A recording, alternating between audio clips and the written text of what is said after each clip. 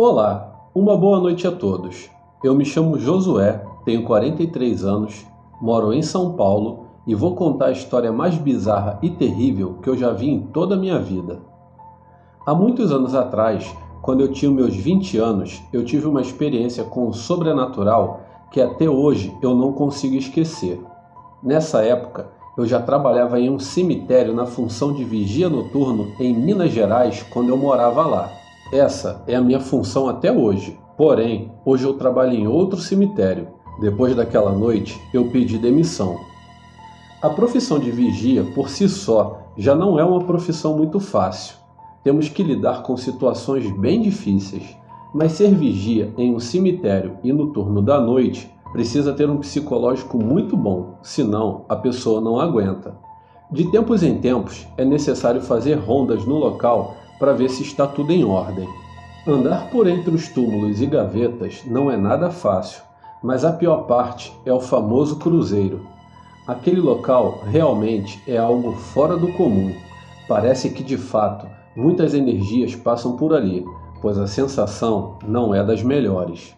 Eu já vi vultos, já ouvi vozes, choros, lamentos e, vez ou outra, uns pirralhos que invadem para consumir bebida e sei lá mais o que, mas esse caso foi pesado. Teve um dia que teve um enterro de uma criança. Acredito que ou era um recém-nascido ou um bebezinho de poucos meses, pois a urna era aquelas branquinhas bem pequenas. Enquanto eu esperava o meu amigo para fazermos a troca de turno, isso era uma segunda-feira, ao longe eu acompanhava aquele momento triste e complicado daquela família em enterrar um ser puro que nem teve tempo de conhecer o mundo. Normalmente, nem reparo nessas coisas. Infelizmente, enterros e perdas acabam se tornando rotina, mas aquele por algum motivo me peguei observando. O mais estranho era um homem magro, alto, de cabelos negros e com uma roupa toda preta, a uns 7, 9 metros distante, observando também o sepultamento. Aquilo me chamou a atenção, pois não era normal. Se ele fizesse parte da família, se fosse algum amigo da família ou algo do tipo, ele estaria próximo e não naquela distância. Outro fato curioso é que ninguém da família percebeu a presença daquele homem estranho. Assim que meu amigo chegou, eu fui saindo. Não sei porquê, fui até aquele homem perguntar se ele estava bem, se ele precisava de alguma coisa. Ele, ao perceber a minha aproximação, foi saindo em passos apressados, quase que correndo. Eu parei, olhei e, mesmo achando muito estranho, deixei para lá. Apenas segui a minha vida, indo embora e retornando à noite para mais um turno. A semana passou tranquilamente, nada de anormal nos turnos que se seguiram. Mas quando foi na sexta-feira, algo muito assustador aconteceu e pensei de nem sobreviver naquela noite. Estava uma noite muito fria. Uma neblina leve tomava conta do lugar, tornando o cenário que já não era agradável em algo completamente macabro. Eu cheguei a fazer umas 2 rondas pela área. Estava tudo no mais absoluto silêncio. Quando eu fui dar mais uma rodada, me aproximando de uma esquina, comecei a ouvir uns ruídos estranhos como de um animal. Me lembrou muito um porco chafurdando, e quanto mais eu me aproximava, mais alto o som ficava. Quando cheguei no local que eu iluminei com a minha lanterna, meus amigos, eu quase caí sentado, tamanho foi o meu susto. Estava entre os jazigos um monstro. Sinceramente, não tenho outra palavra para descrever aquilo. Uma mistura de cão e gente. Uma figura humanoide com cara de cachorro. O corpo era com pelos em algumas partes e outras não. A cara com um focinho curto e suas orelhas eram pontiagudas. Era uma coisa horrível. Aquilo estava cavando o chão entre os jazigos, jogando areia para todo lado. Quando a luz da lanterna iluminou, aquela besta ela se virou na minha direção. Eu não tive outra reação a não ser correr.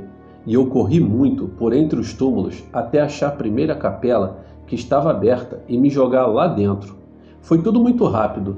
Não deu tempo de eu chegar na guarita onde eu fico. Eu entrei e fechei a porta. Por uma providência divina, tinha uma barra de ferro caída no chão que eu usei para atravessar atrás da porta. Em segundos, aquela coisa bateu na porta, forçando e tentando colocar ela abaixo. Um cheiro insuportável de carniça invadiu o local. Uma verdadeira loucura foi aquela noite. Aquele demônio, por não conseguir abrir a porta, ela ficava rondando a pequena capela como se buscasse uma forma de entrar ali.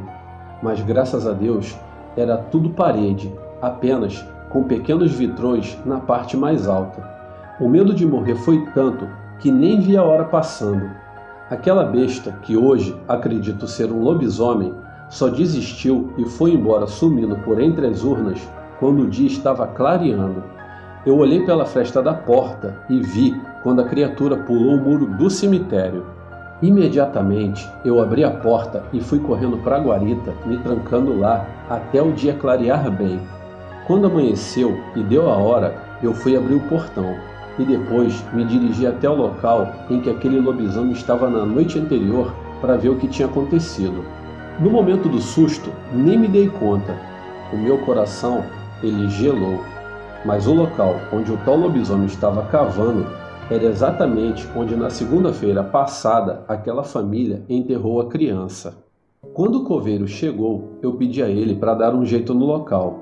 Eu disse que foi uns adolescentes imbecis. Eu não iria dizer a verdade, ele não iria acreditar. Até hoje, eu me pergunto como é possível existir uma aberração igual àquela. E se aquele cara estranho tinha alguma coisa a ver com aquela noite? Se ele era o lobisomem? Não sei dizer. Até hoje eu não tenho resposta, mas graças a Deus, nada mais igual àquela noite voltou a acontecer. Até porque, depois daquela noite, eu passei a andar armado no trabalho. Vai saber, né? É melhor prevenir do que remediar. Muito obrigado por me darem essa oportunidade de contar a minha história e uma boa noite.